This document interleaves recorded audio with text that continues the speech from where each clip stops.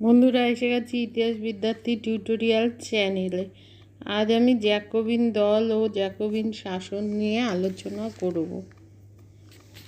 Brittany প্রদেশের সদস্যগণ Britton club গঠন করে। জ্যাকোবিন মাঠে এদের সভা হতো বলে এদের নাম হয় জ্যাকোবিন। ফরাসি উচ্চারণে যা জ্যাকোবা নামে পরিচিত। প্যারিসের ব্রেতো ক্লাবের অনুকরণে গড়ে ওঠে জ্যাকোবিন ক্লাব 1789 খ্রিস্টাব্দে। ফরাসি বিপ্লবের সময়কালে ফ্রান্সে সবথেকে বিখ্যাত রাজনৈতিক ক্লাব ছিল এই জ্যাকোবিন ক্লাব। প্যারিসের জ্যাকোবিন ক্লাবের সদস্য ছিল 1200। এই ক্লাবের সদস্যরা সাম্য, ব্যক্তি স্বাধীনতা এবং সমগ্র মানব জাতির সৌভ্রাতৃত্বের আদর্শে বিশ্বাসী ছিল। এই ক্লাবের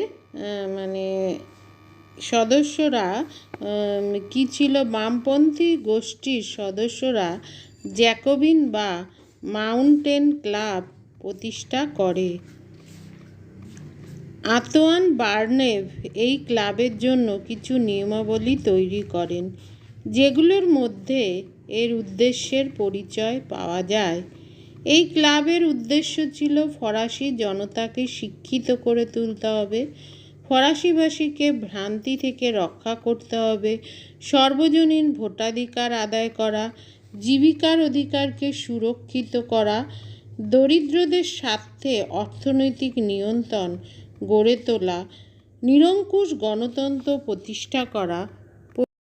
প্রথম দিকের উল্লেখযোগ্য কয়েকজন নেতা ছিলেন ডুপো, বার্নেভ, ল্যামেথ, ব্রিসো প্রমুখ। এই ক্লাবের শেষ পর্বের নেতাদের মধ্যে অন্যতম ছিলেন সেন্ট জাস্ট, কুথো, রোবসপিয়ের প্রমুখ। জিরোন্ডিন ও জ্যাকোবিন দুই দলের মধ্যে জাতীয় সভায় তীব্র মতভেদ দেখা যায়। সেপ্টেম্বর হত্যাকাণ্ডের জন্য জিরোন্ডিন সদস্যগণ জ্যাকোবিন বা মাউন্টেন দলকে অভিযুক্ত করে। অপরদিকে মাউন্টেন দলের সদস্যরা জিরোন্ডিনদের রাজতন্ত্রের সমর্থক বলে অভিযুক্ত করে। উভয় দলের মধ্যে বিরোধের মূল কারণ ছিল বিপ্লব সম্পর্কে পরস্পর বিরোধী দৃষ্টিভঙ্গি। জিরোন্ডিন দল মনে করত ফ্রান্সে বিপ্লবের প্রয়োজন ফুরিয়ে গিয়েছে। তারা চেয়েছিল ইউরোপে বিপ্লব ছড়িয়ে দিতে। অন্যদিকে জ্যাকোবিন দল মনে করত বিপ্লবের অবসান হয়নি এবং এখনও অনেক কাজ বাকি আছে। তারা বিপ্লবকে জয়যুক্ত করতে চেয়েছিলেন। জ্যাকোবিন দলের দুই নেতা ম্যারা ও রোবসপিয়ের জিরোন্ডিনদের ধ্বংস করতে উদ্যোগী হন। শেষ পর্যন্ত জিরোন্ডিনদের পতন ঘটলে ফ্রান্সের শাসন ব্যবস্থা উগ্রপন্থী জ্যাকোবিনদের হাতে চলে যায়। জিরোন্ডিনদের কাছ থেকে এই জ্যাকোবিনরা ক্ষমতা কেড়ে নেয় ফ্রান্সের।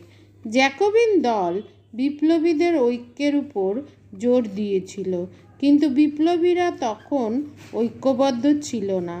তাই তারা বিপ্লবকে সফল করার জন্য ও বিপ্লবীদের জোর করে ঐক্যবদ্ধ করার জন্য তারা কি করেছিল?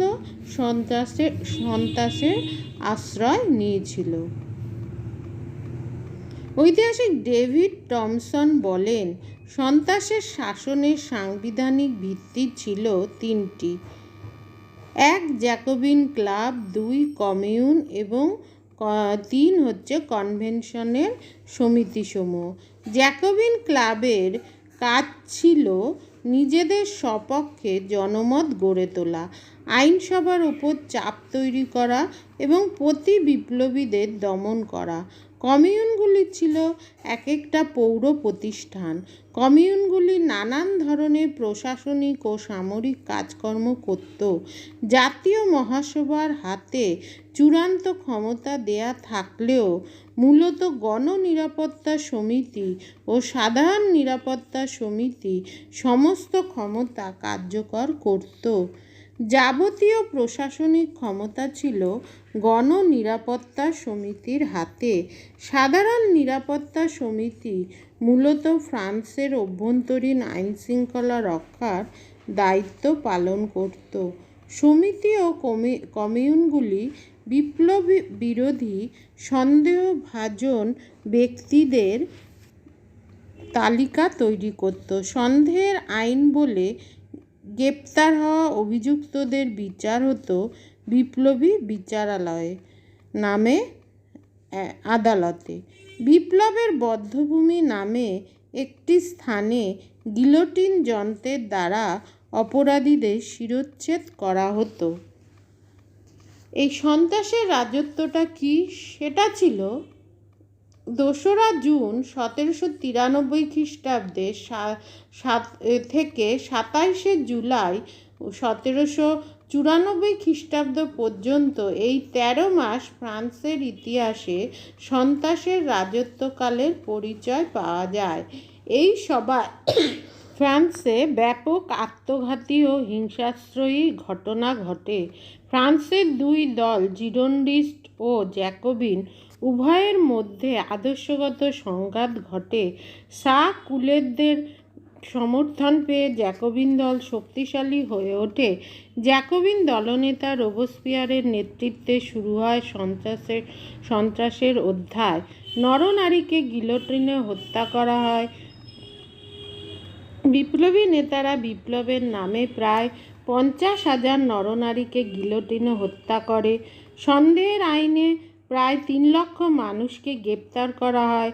রানী মেরি আন্তোয়ানেট ছাড়াও বৈজ্ঞানিক বেইলি, জিরোন্ডিন দলের সদস্য মাদাম রোলা, ব্রিশো, বার্নেভ এবং জ্যাকোবিন নেতা হিবার্ট দাতো প্রমুখ সন্ত্রাসের বলি হয়। সন্ত্রাসের এই পর্ব লাল সন্ত্রাস নামে পরিচিত। শেষ পর্যন্ত রোবসপিয়ার সহ তার 24 জন সহগামীকে গিলোটিনে হত্যা করা হয়। থার্মিডর জুলাই মাসে এই ঘটনা ঘটে বলে এর নাম হয় থার্মিডরীয় প্রতিক্রিয়া। গিলোটিন যন্ত্রে রোবসপিয়ারের হত্যার পর সন্ত্রাসের রাজত্বের অবসান ঘটে। রোবসপিয়ার এবং তার অনুগামীদের মৃত্যু হয় 27শে জুলাই 1794 খ্রিস্টাব্দ। তারপর থেকে সন্ত্রাসের রাজত্বের অবসানের সঙ্গে সঙ্গে জ্যাকোবিন শাসনেরও অবসান ঘটে। 1796 খ্রিস্টাব্দের অক্টোবর মাস পর্যন্ত জাতীয় মহাসভা বা ন্যাশনাল কনভেনশনের অধিবেশন চলে। নতুন বিপ্লবী বর্ষপঞ্জি অনুযায়ী 9 থার্মিডর, যেটা ইংলিশে 27শে জুলাই, রোবসপিয়ার ক্ষমতা হারান। থার্মিডর মাসে এই ঘটনা ঘটে বলে আগেই বলা হয়েছে, একে থার্মিডরীয় প্রতিক্রিয়া বলা হয়। অর্থাৎ ওরা থার্মিডর বলে এবং ইংরাজিতে এটা জুলাই মাস ছিল। রোবসপিয়ারের ক্ষমতাচ্যুতির পর থেকে জাতীয় মহাসভার 14 মাসের শাসনকাল থার্মিডরীয় প্রতিক্রিয়া কাল নামে পরিচিত। এই সময়কাল মধ্যবিত্ত বুর্জোয়াদের নেতৃত্বে জ্যাকোবিনদের ধ্বংস করার লক্ষ্য শুরু হয় পাল্টা সন্ত্রাস, যা শ্বেত সন্ত্রাস নামে পরিচিত। জ্যাকোবিনদের নেতৃত্বে পরিচালিত লাল সন্ত্রাসের প্রতি বিপ্লবী হওয়ায় এই সন্ত্রাস শ্বেত সন্ত্রাস নামে পরিচিতি পায়। ফরাসি বিপ্লবে স্বতঃস্ফূর্ত শহুরে ও গ্রাম্য দরিদ্র জনগণ অংশ নিয়েছিল।